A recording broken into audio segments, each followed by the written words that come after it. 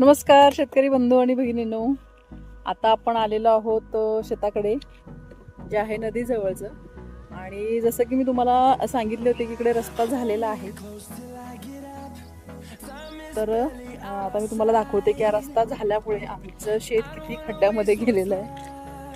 आता इथून मला दिसत असेल, मला ते जवळजवळ 5 फूट तरी रस्ता उंच झाला असावा.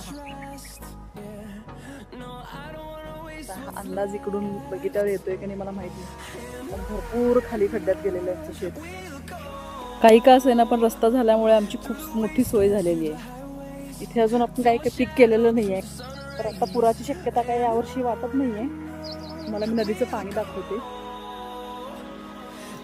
इतकं आहे, नदी पात्राबाहेर पडलेली नाही आहे, पण भरपूर आहे पाणी अजून. आणि इकडे आहे गवत.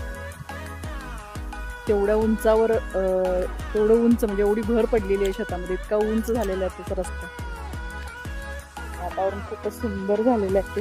हा तिकडच्या झाडावर मोल असलेला आहे. मी आल्यावर ओढत होतो, आता पाऊस कमी झालेला आहे पण आहे. आणि आता मला दाखवते नदीच्या पलीकडचं दृश्य, जिथे जेव्हा पाणी जास्त झालेलं होतं त्यावेळेला कसं प्लास्टिक अडकलेलं आहे या झाडांमध्ये.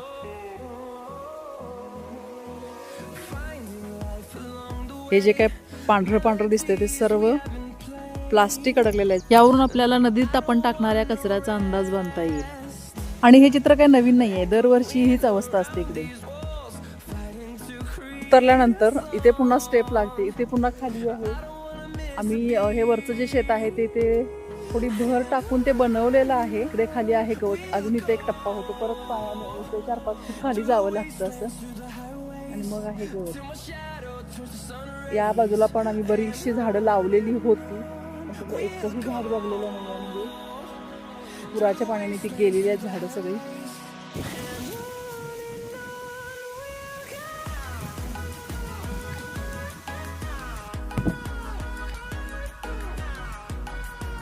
व्हिडिओ आवडल्यास लाईक, शेअर आणि सबस्क्राईब करायला अजिबात विसरू नका. सोबत घंटीचं ऑल हे बटन प्रेस करा, म्हणजे इथून पुढे जे काही व्हिडिओ अपलोड केले जातील तर त्याचं तुम्हाला येईल नोटिफिकेशन, आणि तुम्ही बघू शकाल माझा व्हिडिओ सर्वात आधी.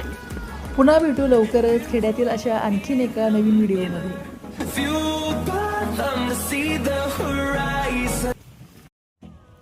नमस्कार शेतकरी बंधू आणि भगिनींनो. आता आपण आलेलो आहोत शेताकडे जे आहे नदी जवळचं. आणि जसं की मी तुम्हाला सांगितले होते की इकडे रस्ता झालेला आहे,